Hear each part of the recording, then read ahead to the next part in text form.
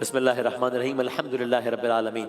قرآن science segment شان رمضان 2026 میں ایک نئی جہت میں ایک نئے چیپٹر میں داخل ہوا الحمدللہ، جہاں پر ہم نے پہلے story of moon, story of sun, story of earth یہ سب ڈسکس کیا، پھر ہم زمین پہ آئے، پہاڑوں کی بات کی، بلڈ مون ہم نے ڈسکس کیا، اور اب ہم ایک نیا چیپٹر پرندوں کو ڈسکس کر رہے ہیں۔ اور بات یہاں تک آئی ہے کہ جیسے انسان ہوتا ہے، اب افریقہ کے نامساعد حالات ہیں، خوراک ہے، شکار کی کمی ہے، ماحولیاتی مسائل ہیں، تو اس کی وجہ سے افریقہ سے نکل کے پوری دنیا میں پھیلا۔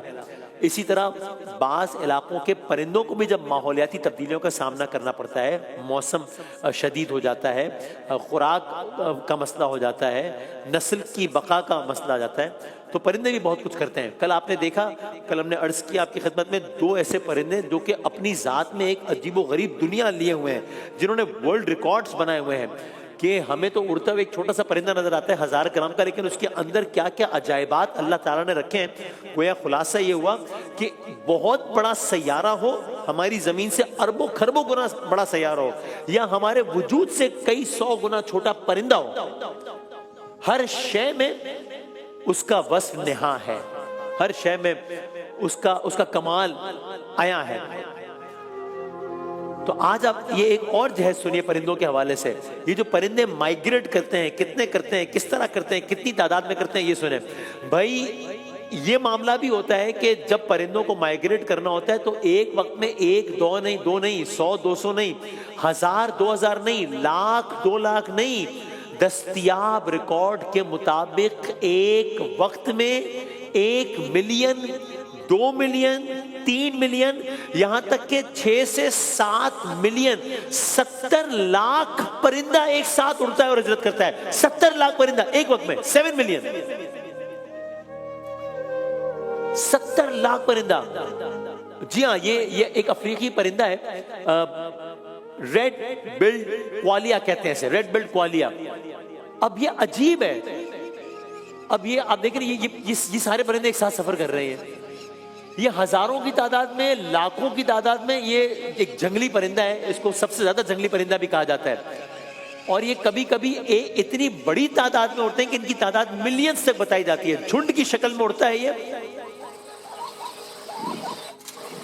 اور ایک عجب عالم ہوتا ہے۔ اب انسان سوچے بھئی کون ہے جو ان 70 لاکھ پرندوں کو ایک ساتھ منظم کرتا ہے؟ کون ہے جو ان کو شعور دیتا ہے کہ جھنڈ سے الگ نہیں ہونا ہے؟ کون ہے جو ان کی رہنمائی کرتا ہے کہ جدھر جھنڈ جانا ہے وہیں پہ تم کو جانا ہے؟ میں سوچتا ہوں کہ ہم تو انسان ہیں نا، گروہ ہے، قبائل ہے، اقوام ہے، امت ہے، اس لیے ہم منظم ہیں۔ انہیں کون منظم کرتا ہے؟ انسان آج یہ سوچ رہا ہے، اور انسان سائنسدان اس کا جواب بھی دے رہے ہیں۔ آپ نے میرا سوال ذہن میں رکھا کہ ہم تو انسان ہیں، قبائل ہے، گروہ ہے، امت ہے، اس لیے منظم ہے، انہیں کون منظم کرتا ہے؟ اب آئیے قرآن کریم کی طرف۔ قرآن سائنس سیگمنٹ ہے نا، سورہ انعام ہے، اور سورہ انعام کی ہے آیت نمبر 38، جس کا میں خلاصہ عرض کرتا ہوں اس آیت کے حصے کا۔ سورہ انعام آیت 38 میں آواز دی، زمین پر چلنے والا ہر جانور، آسمان پر اپنے پروں کے ذریعے اڑنے والا ہر پرندہ تمہاری طرح کی امت ہے۔ یہ بھی اپنی ذات میں ایک امت ہے، ان کا اپنا پورا ایک نظام ہے، ان کا اپنا پورا ایک سسٹم ہے، جس طرح ہمارا پورا ایک سسٹم ہے۔ اور یہ میں نے صرف ایک جملہ نہیں کہہ دیا، اب اس کو آگے پروف کرتے ہیں اگلے کچھ منٹس میں، کہ ان کے اپنے نظام ہیں، ان کے اپنے لیڈرز ہیں، پورا ایک سسٹم ہے۔ اور ان کی اڑان کا منظر بھی عجیب ہوتا ہے۔ کبھی کبھی یہ پرندے اتنی بڑی تعداد میں ہوتے ہیں کہ جس علاقے سے گزرتے ہیں وہاں پر سورج کی روشنی افیکٹ ہونا شروع ہو جاتی ہے، سورج چھپ جاتا ہے، زمین پر رات کا سا سما ہو جاتا ہے کچھ لمحات کے لیے۔ یہ سب کیسے ہو رہا ہے؟ ان کے اندر کیا نظام چل رہا ہے؟ سائنس کا جواب سنیں اور پھر قرآن کی آیات سنیں۔ یعنی آپ خود سوچیں، 70 لاکھ انسانوں سے کہا جائے، ابھی ہم پرندوں کی بات کریں نا، سوچیں 70 لاکھ انسانوں سے کہا جائے کہ ایک ساتھ دوڑو، بہت قریب رہو، لیکن ایک دوسرے ٹکرانا بھی نہیں ہے۔ ایسا نہیں ہو کہ کوئی بھاگ کر آگے چلا جائے، تو کیا ممکن ہے؟ نہیں ہے نا، افراتفری ہو جائے گی۔ ان پرندوں میں نظام چل رہا ہے، لیکن کیسے چل رہا ہے؟ ایسے چل رہا ہے کہ ہر پرندے کے دماغ میں گویا ایک سوشل ریڈار ہے، یعنی ایک ایسا سسٹم ہے ہر پرندے کے دماغ میں کہ وہ آس پاس کے پرندے کی پوزیشن، آس پاس کے پرندے کی سپیڈ، آس پاس کے پرندے کے اینگل کو فوری طور پر نوٹ کرتا ہے. یعنی ہر پرندہ اپنے قریب کے 7 سے 10 پرندوں کو مسلسل دیکھ رہا ہوتا ہے، ان کو فالو کرتا ہے، باقی سب اس کو فالو کرتے ہیں، باقی سب اس کو فالو کرتے ہیں، اور یوں یہ قافلہ چلتا جا رہا ہے.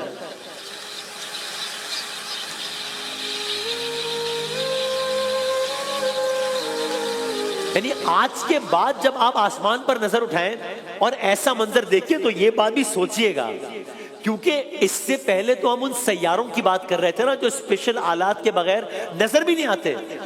اس دفعہ تو ہم ان مناظر کی بات کر رہے ہیں جو آپ سر اٹھا کر دیکھ سکتے ہیں. یہ مناظر ہر پرندے میں اللہ تعالیٰ نے انسان سے بھی زیادہ تیز ریاکشن ٹائم رکھا ہے، انسان سے بھی زیادہ تیز ان معنوں میں. یعنی سامنے والا پرندہ ذرا سا مڑے، پیچھے والا فوری طور پر مڑ جاتا ہے. اسی لیے لاکھوں کا جھنڈ ایک لمحے میں اپنی پوری ڈائریکشن بدل لیتا ہے. اور سنیں، ہر پرندے کے اندر ایسا سسٹم ہے کہ اس کو ہوا کے ذریعے آئیڈیا ہو جاتا ہے کہ آگے جگہ کتنی ہے، کہاں رکنا ہے، کہاں بلند ہونا ہے، کہاں نیچے آنا ہے. اور سنیں، ہر پرندہ اندرونی طور پر 3 رولز کو فالو کرتا ہے. وہ 3 رولز کیا ہے؟ رول نمبر 1، اسٹے کلوز، قریب رہنا ہے، الگ نہیں ہونا ہے، اتنا دور نہیں جانا ہے کہ گروپ سے الگ ہو جائے. رول نمبر 2، ڈونٹ کولائڈ، قریب رہنا ہے لیکن ایک دوسرے سے ٹکرانا نہیں ہے. Roll number 3، follow the flow, direction وہی رکھنی ہے جہاں پہ سب جا رہے ہیں.